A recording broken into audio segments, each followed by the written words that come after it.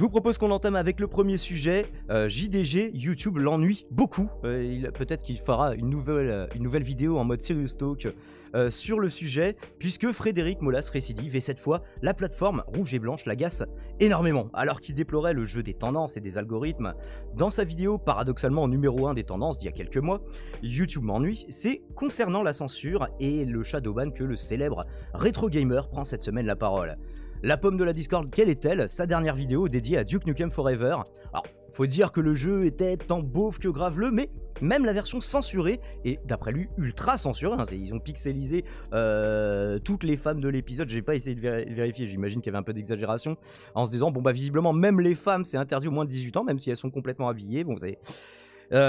donc même la version censurée de son nouvel épisode s'est retrouvée interdit au moins de 18 ans, et du même coup, déréférencé. Donc je vous propose un tweet de Frédéric Molas qui s'exprime justement directement là-dessus sur les réseaux de la socialité.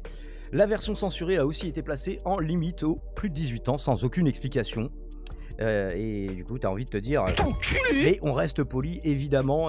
Combien de temps le JDG va-t-il rester poli ? C'est une question qu'on peut aussi se poser. Alors, si ça occasionne évidemment une baisse de l'audience et donc des revenus générés par les publicités directement gérées par la régie pub de YouTube, Fred Molas rappelle également que cela impacte considérablement ses sponsors. Ces sponsors qui, selon lui et puis selon le bon sens populaire, utilisons-le à notre tour, les sponsors qui payent pas pour toucher seulement une petite fraction de l'audience du joueur du grenier, qui a une grosse chaîne qui compte plus d'1 million d'abonnés, mais c'est pas non plus la plus grosse chaîne de YouTube, et là ce serait un cinquième, c'est comme ça qu'il l'estime, le joueur du grenier, il parle de 20%, c'est peut-être à la louche complètement, dans un tweet justement, où il mentionne cet aspect du problème. Bon, mauvaise nouvelle pour le JDG, il ne passera pas la censure, et pourtant j'ai flouté la moindre femme qui apparaît, mais le peu qui reste, ça passe toujours pas. Ils ont même flouté, pixelisé la miniature, même le Seb et Fred du JDG, ils se sont censurés leur propre gueule, quoi. Le sponsor, donc il y a quand même un peu d'humour et de troll, moi j'ai bien aimé. Le sponsor, il paye pas pour avoir une vidéo accessible à 20% des gens, parce que, comme vous le savez, les sponsors, c'est calculé en fonction à la fois du nombre d'abonnés, et du nombre de vues, parce qu'on fait des fois il y a des gens qui ont une grosse communauté mais qui ne la touchent pas nécessairement à chaque vidéo. Donc quelle proportion de ton audience tu touches en moyenne par vidéo, c'est ça qui est estimé, ça fait baisser clairement cette moyenne. Et donc ça peut poser problème assez rapidement, des problèmes d'ordre pécunier, on l'imagine, que ce soit pour les sponsors et donc par extension pour les JDG. Alors, devant l'ampleur que prenait l'affaire, je sais pas pourquoi j'ai fait un alors comme ça, YouTube a fini par réagir un peu tard, il est vrai, en rétablissant sa vidéo dans les bonnes grâces de l'algorithme et en le catapultant à la 3e place des tendances. Généralement, il est dans les top tendances, les top tendances générales, pas les tendances jeux vidéo de YouTube. Alors si cela, par contre, continuait de récidiver à chaque épisode, comme Fred Molas a l'air de le suggérer, c'est pas la première fois que ça leur arrivait, et ce ne serait, semble-t-il, pas la dernière fois, ça risquerait cependant d'impacter le revenu du vidéaste à la chemise fleurie, ainsi et surtout celle de son équipe, enfin celui de son équipe, on parle d'un revenu, parce que le JDG travaille pas tout seul dans sa chambre avec Seb, dans un grenier comme à la bonne époque où ils étaient à Perpignan.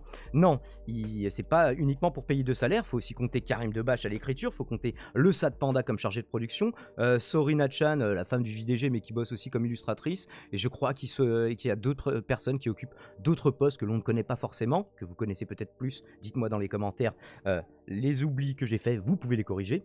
Alors, excédé par le comportement répété de YouTube à son encontre, le JDG a déclaré vouloir que cette plateforme meure.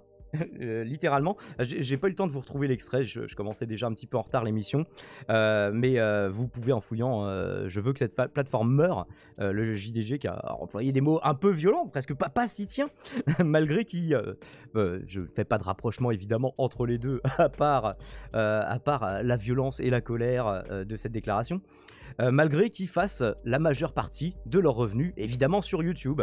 Malgré tout, il ne lui souhaite pas que du bien, il a du même coup annoncé son intention de régler ces différends directement en justice, en l'absence d'autres solutions proposées par YouTube. la croix et la bannière, donc même pour un aussi considérable créateur de contenu. Vous connaissez les problèmes que moi j'ai rencontrés. Ceci dit, même en étant tout petit, j'ai fini par avoir gain de cause. Ça a été très très long, ça a pris une dizaine de jours en appelant au téléphone à peu près tout le monde chez Google et en n'ayant personne au téléphone de chez YouTube, parce que ça, vraisemblablement, c'est impossible. C'est peut-être plus possible pour des Fred Molas, et encore, hein, je ne sais pas. Je ne sais pas. Qu'est-ce que ça vous a évoqué? Je sais que tout le monde en a beaucoup parlé cette semaine, du coup mon émission arrive le jeudi, l'histoire s'est peut-être un petit peu tassée, j'essaierai de faire en sorte que la rediff arrive assez rapidement. De la Geek qui nous dit, la Geek qui nous dit, donc si le JDG passe pas, on est tous morts. Bah, je pense pas que ce soit ce qui a été dit, mais si même du contenu comme celui du JDG passe plus, ça va être un petit peu chaud. Ça va être un petit peu chaud, et surtout pour les créateurs qui en vivent. Parce que, encore une fois, sa vidéo, il s'est pas mangé un strike, il s'est pas fait virer de YouTube. C'est simplement un déréférencement. Mais un déréférencement, quand tu as une équipe à gérer et à payer, c'est quand même super impactant, quoi. Donc, en fait, c'est pas au même point que ce dont je parlerai dans la petite mésaventure qui m'est arrivée, où là, c'était carrément de la censure, littéralement. Là, c'est une censure économique. Est-ce qu'on doit s'en réjouir? Est-ce qu'on doit oser? Est-ce qu'on doit le déplorer? Je vous laisse évidemment vous faire votre propre opinion. Dioclo qui nous dit: j'avais raison pour le sponsor, YouTube se fout de JDG. En vrai, lui, au moins, il le remplace. Qu'est-ce qu'il remplace, quoi? J'ai pas très bien compris ton message, Dioclo. Qu'est-ce que vous me dites d'autre? Bah toi, du coup, Victoria. Salut Pénélope. Je repasserai plus tard Diamond Show. Eh bien, repasse donc plus tard. Même dans la version non censurée, il n'y a rien qui est légitime dans le déréférencement, c'est abusif. T'as regardé les deux, toi, Krax? Et alors, est-ce que ouais, c'était censuré à ce point-là? Moi, je t'avoue que j'ai pas eu forcément la foi de regarder intégralement une deuxième fois la vidéo juste après, même si du coup, il y aurait eu cette différence. Qu'est-ce que vous nous dites encore? Ce que je trouve dommage, c'est que beaucoup de youtubeurs ont le même souci, mais chacun se bat dans son coin alors que c'est le moment de se serrer les coudes. Je sais pas, alors qu'est-ce qu'il pourrait faire d'autre? Oui, on en avait parlé une fois, un syndicat de youtubeurs. Ça pourrait être quelque chose à envisager. Qu'est-ce que tu fais, Satil? Tu fais des grosses bêtises? Attention, parce qu'il y a des gens, ils abandonnent les animaux, hein. On en reparlera tout à l'heure. Salut Renard. Certains acteurs, location de certains lieux de tournage, les repas, etc.